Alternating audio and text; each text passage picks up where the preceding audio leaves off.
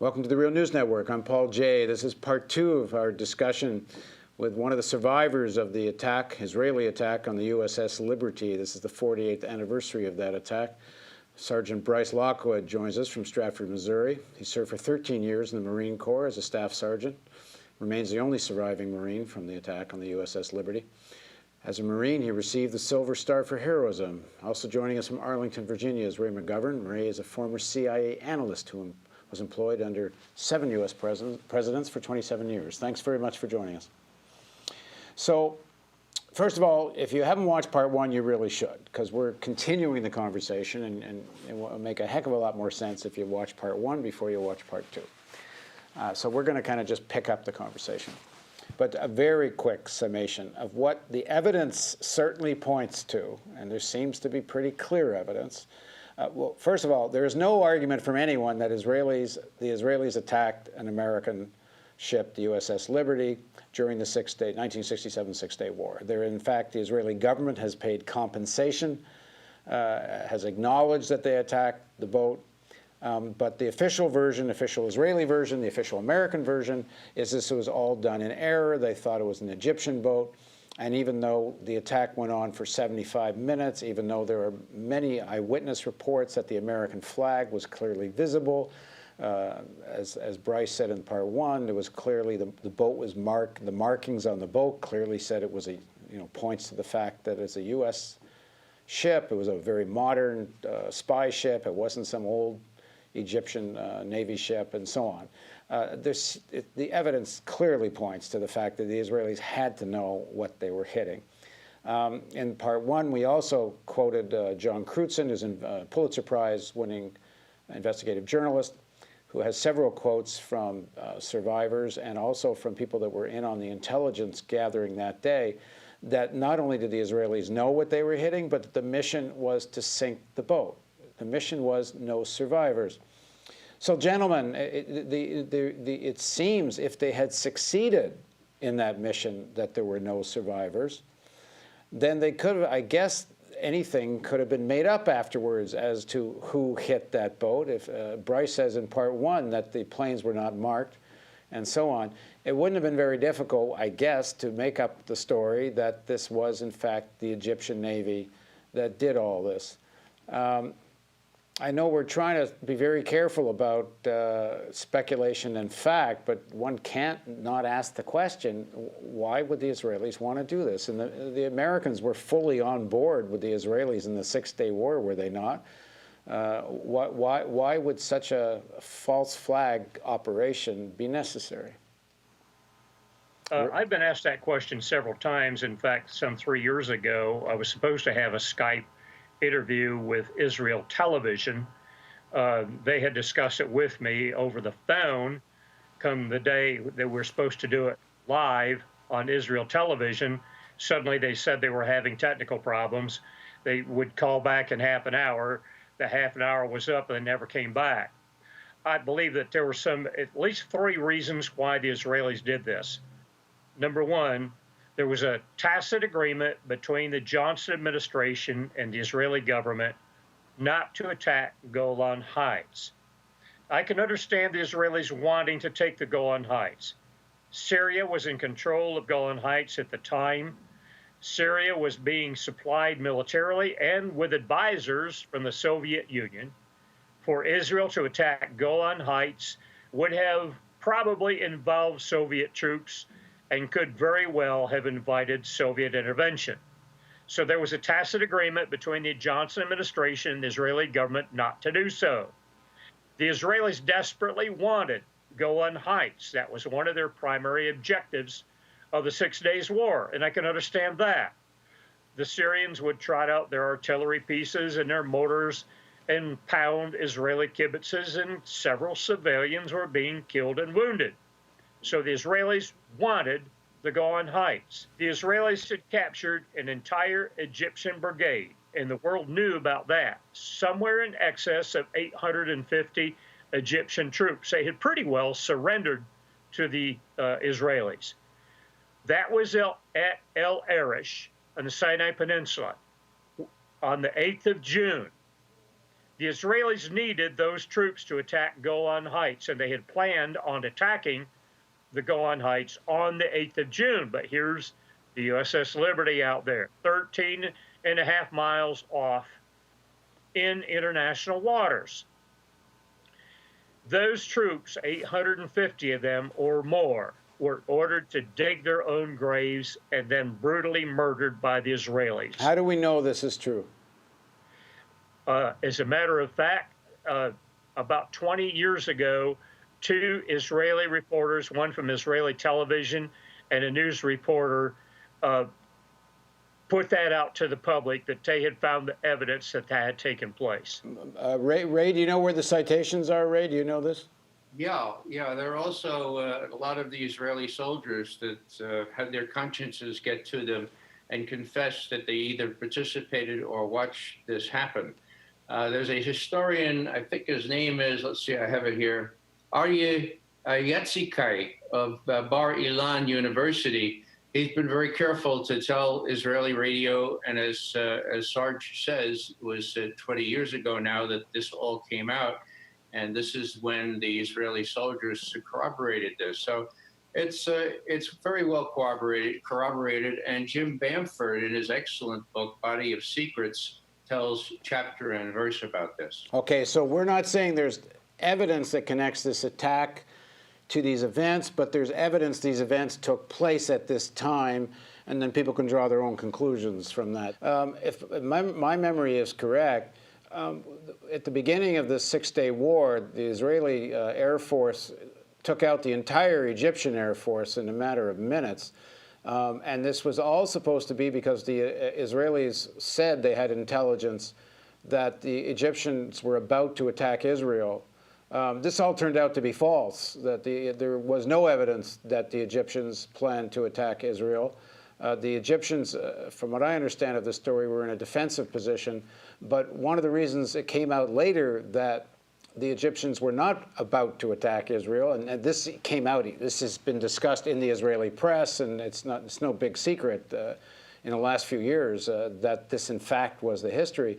But it was partly American intelligence gathering that makes people now understand that in fact Egypt was not about to attack the United States. So that's another thing that was going on at that time. Ray, what can you add to this? Well, just to supplement what you just said, Paul, Menachem Begin in the New York Times is quoted as saying, the Egyptians were not about to attack us. We attacked them, and we blamed it on the Egyptians. So you have the Prime Minister of Israel admitting that. Now, as far as U.S. intelligence capabilities are concerned, the U.S. could easily detect if the Israelis were going up on the Golan Heights on that 4th or 5th day of the war, because they had no capability. That is, the Israelis could not communicate without using the kind of communications that could easily be intercepted by the Liberty. And they didn't want that. And this is the explanation that Admiral Moore favors, namely, the Israelis very much favor asking not for permission, but for penance or for forgiveness, okay? So they didn't want the U.S. ambassador storming into the defense ministry saying, we know you're about to go out on the Golan Heights, don't do it. We told you 5 times now, here's 6, don't do it. They much preferred to do it anyway. The other thing is that these two are not unrelated. Al Arish was a real problem for the Israelis. They had come down in an axis of 3 columns, okay, and they collected all kinds of Egyptian forces who surrendered. Now, those people have to be watered. They have to drink water. They have to be taken care of. As Sarge says, under the conventions, international conventions, they were a real headache for the Israelis. And besides that, those troops were needed on the Golan. So these things are all kind of connected. And they're not mutually exclusive, but again, I have to say, the speculation, nobody's asked the Israelis why they did it. The fact that they did it has to remain inviolate. They did do it. They did do it deliberately, and the United States covered up for them. Why they did it, you know, it's incredible that they did it, so it's really hard to piece together. Well, as I say, we're saying there's certain things that were happening in the context of the moment. There are, as we understand it, there is verifiable fact that these Egyptian soldiers were killed. We certainly know now that the Israeli accusation that Egypt was about to attack Israel is not the case. The Israelis say so themselves. There's certainly been the accusation. I don't know the topic well enough as this has been verified. Perhaps you gentlemen do. There's certainly the accusation that when the Israelis took out the Egyptian Air Force, they used American intelligence to know exactly where and how to do it. I'm not sure that really was necessary because the planes are kind of all out on the runway, I think. But if the Americans are implicated in essentially a preemptive strike and the Egyptians were not about to launch war, then this all leads to, I guess, the elephant in the room here, which is what did Johnson know and when did he know it? Lyndon Johnson apparently orders back these planes that could have rescued or prevented the attack or stopped it earlier. So, you know, we're to understand that the Israelis have a plan to sink this boat so there'll be no survivors. When Johnson calls back the planes, he must understand he's facilitating, in all likelihood, the sinking of this boat. So why would and just not to embarrass an ally seems a little bit not enough of a reason here, but so far that's what we know about it. I'd suggest two things, Paul. One is that our intelligence was good enough to know what was going on there before the SOS went up. So it is possible that LBJ learned about this, the White House knew about the attack when it began, not when the SOS went up. The other thing is a more sinister explanation, and that is that in some sources, LBJ is quoted as saying, I don't care about a shipload of U.S. sailors if it means damaging our relations with an ally. That is incredibly cynical, but, you know, cynicism, I've learned, is very prevalent in Washington, especially during wartime. Well, it's also not just about, I would think, if I'm trying to, of course, let me just say again, we are all speculating, and we're trying to say this is speculation, this is hypothesizing, over here is evidence. But if you're sitting there as U.S. president at the beginning of the Six-Day War, you are very worried about how the entire Arab world is, and the whole world is going to see the U.S. role in what Israel has just done. And they just wipe out the Egyptian Air Force. They're just starting to expand the Israeli borders significantly. It's an offensive assault. It's not a defensive position, is the truth of it. But the whole storyline is it's defensive. So in that moment, you know, if the sinking of the Liberty can be dressed up as an Egyptian attack on an American boat, that certainly helps the narrative. The narrative being, we are under attack by these Arabs, and we and the Israelis all got to band together and fight. I would have to say that the intelligence was good enough to prevent any American official from believing that version. It just would be incredible that the Egyptians could have done this kind of thing. I'm not suggesting they believed any of this. I'm saying it's part of a propaganda war. Yeah. Well, it seems unlikely to me. The major concern was how the Soviet Union would react. And we know that U.S. forces were put on high alert, DEFCON 4, I believe, because of some of the threatening gestures, speeches, and military moves done by the Soviet Union at that time. So it was pretty dicey stuff. And what LBJ is concerned about is the Soviet Union coming in on the side of the Arabs. So in that sense, everything was very dicey, and he made these decisions rather quickly. And he wasn't about to put up with another irritant here where his allies, the Israelis, will be totally discredited before the world. Bryce? That's very plausible. But it's also the reason why the Israelis did it. That raises a very big question. The whole thing about Soviet involvement is another big question. What our language section was tasked with when we went into to the Eastern Mediterranean. I was a voice section intercept supervisor, and we were not even tasked against the Israelis. I was told that if we identified any voice target as being Israeli, we were to make a notation and drop it. Our primary area of responsibility was the Soviets, which were located at Alexandria. There were 5 Soviet Tu-95 Bear aircraft there, and the Soviets had told the world that they had been given to the United Arab Republic. But the truth of the matter was, none of the Egyptians were allowed anywhere near those aircraft. They were all manned by Soviet troops wearing Egyptian army uniforms. And my task was to nail down those Soviets, locate them, and find out what they were doing via voice intercept.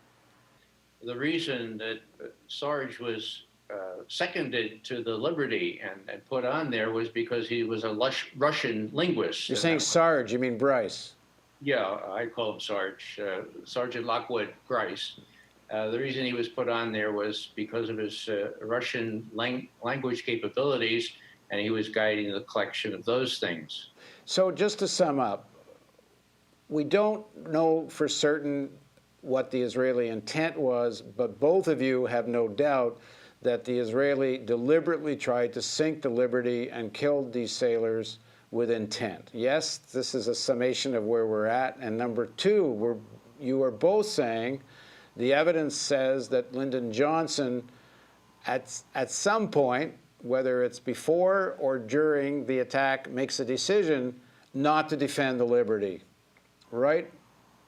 Correct. Now, how come in 48 years there's never been an inquiry to answer these questions?